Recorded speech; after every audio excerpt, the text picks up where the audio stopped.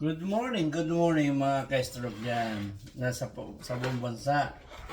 Lalo sa mga sumusubaybay sa akin at nagsusubscribe.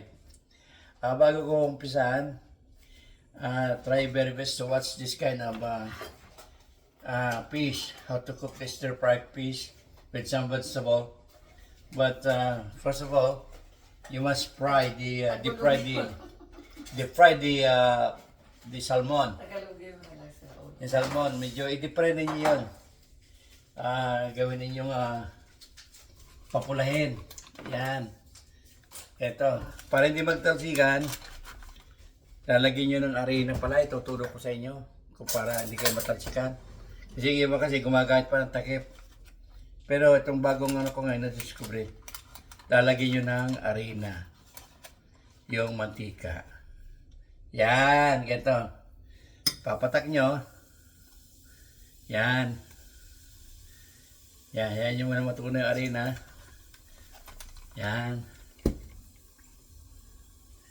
Pag natukoy na yung arena ng ganyan, yan. Pag wala na yung arena, ilalagay nyo ngayon yung, yan. Isa-isa nyo ilagay. Tanya, walang tarpek. Ilalagay nyo sa mahina lang para hindi matos talaga. Ilalagay yung salmon. Yan. Yan. Dahan-dahan lang kasi baka umapo, makasunog. Yan, ganyan. Tapos mga pesto, maghanap ka ng basahan para malinis ang iyong pinaggagawan. Ay, pupunan niyo yung bawat yan. Yan.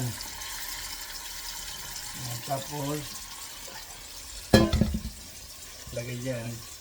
Dito na ninyo kasi pag brownish na, yan, katulad niya, malapit ang brown, no? Okay, stroke ko. Malapit na mag-brown yan. Kaya pa-brown pa natin konti. Yan. Yan. Kasi maganda kasi mawawalan lansa ng isda, anumang klaseng isda.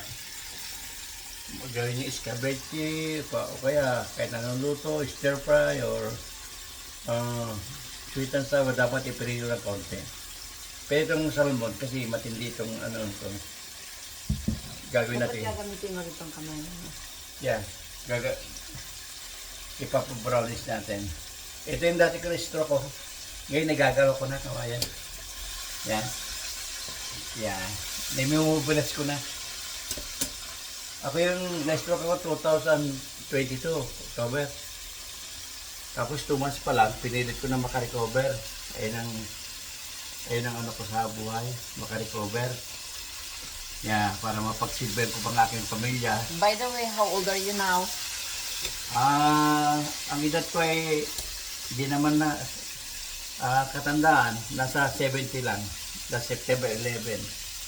Baka meron dyan gustong bumati ng belated happy birthday.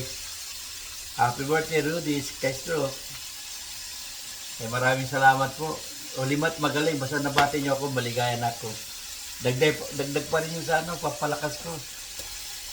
Tingnan malapit na Castro. Tingnan niya, di ba? Pero wag na natin masyadong itosta para hindi naman masyadong yan. So, ang gagamitin nyo, yung ganitong klase, para yung oil maiwan. Pati lagyan mo ng papel. Kaya maiwan.